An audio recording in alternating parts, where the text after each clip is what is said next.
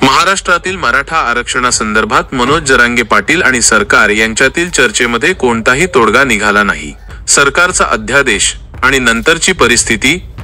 मराठा समाजाला कुणबी प्रमाणपत्र देण्याच्या मागणीसाठी मनोज जरांगे पाटील यांनी यापूर्वी उपोषण केले होते। त्यावेळी मराठा समाजाला आरक्षण देण्यासाठी मुख्यमंत्री एकनाथ शिंदे यांच्या नेतृत्वाखालील सरकारने 26 जानेवारी 2024 रोजी एक अध्यादेश ऑर्डिनन्स काढला। या अध्यादेशानुसार ज्या मराठा व्यक्तींकडे कुणबी असल्याच्या जुन्या नोंदी सापडतील त्यांना कुणबी जात प्रमाणपत्र देण्याचे निश्चित करण्यात आले। यामुळे त्यांना इतर मागासवर्गीयांच्या ओबीसी आरक्षणाचा लाभ मिळू शकणार होता।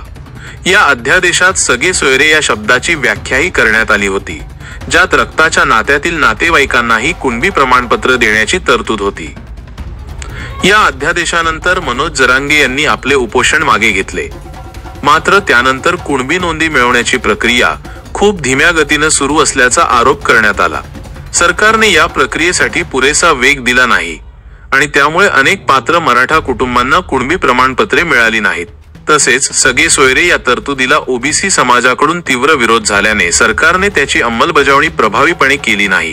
पुन्हा आंदोलनाची गरज का पडली? सरकारने काढलेल्या अध्यादेशानंतरही मराठा समाजाला तात्काळ आरक्षण मिळाले नाही। जरांगे पाटील आणि त्यांच्या समर्थकांच्या मते सरकारने दिलेले आश्वासन पूर्ण केले नाही। मराठा समाजाला तातडीने कुणबी प्रमाणपत्रे मिळावीत। हैदराबाद गॅझेटनुसार मराठवाड्यातील सर्व मराठ्यांना कुणबी मानले जावे आणि आंदोलकांवरील गुन्हे मागे घेतले जावेत या प्रमुख मागण्या अजूनही पूर्ण झाल्या नाहीत। याच कारणांमुळे सरकार आपल्या आश्वासनांपासून दूर जात असल्याचे लक्षात आल्यावर मनोज जरांगे यांनी पुन्हा आंदोलन पुकारले। आझाद मैदानातील चर्चेचा घटनाक्रम। सद्यस्थितीत माजी न्यायमूर्ती संदीप शिंदे आणि कोकण विभागीय आयुक्त यांच्या नेतृत्वाखालील सरकारी शिष्टमंडळाने आझाद मैदानात मनोज जरांगे यांची भेट घेतली। आंदोलनादरम्यान दाखल झालेले गुन्हे एका महिन्यात मागे घेतले जातील। आंदोलनात बलिदान दिलेल्या 158 कुटुंबांना प्रत्येकी 10 लाख रुपयांची मदत देण्यात आली आहे, तर उर्वरित 96 कुटुंबांना मदत देण्याची प्रक्रिया सुरू आहे। 53 आंदोलक कुटुंबियांना महामंडळात नोकरी देण्यात आली आहे, पण त्यापैकी 7 जणांनी नियुक्ती नाकारली आहे। मात्र मनोज जरांगे पाटील यांनी या उत्तरांवर समाधान व्यक्त केले नाही। त्यांनी सरकारच्या शिष्टमंडळासमोर आपल्या प्रमुख मागण्या पुन्हा मांडल्या। हैदराबाद गॅझेट आणि सातारा संस्थान गॅझेटनुसार मराठवाड्यातील सर्व मराठे कुणबी आहेत हे स्वीकारून त्यांना त्वरित प्रमाणपत्रे देण्यास सुरुवात करा। या प्रक्रियेसाठी आम्ही सरकारला 1 मिनिटही जास्त वेळ देणार नाही। सरकारने स्वतः या चर्चेसाठी यावे।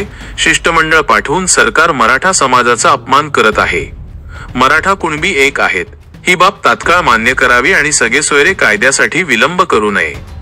या चर्चेत कोणताही तोडगा न निघाल्यामुळे मनोज जरांगे पाटील यांनी आपले आंदोलन मागे घेण्यास नकार दिला आणि जोपर्यंत मागण्या पूर्ण होत नाहीत तोपर्यंत ते आपल्या भूमिकेवर ठाम राहतील असे जाहीर केले।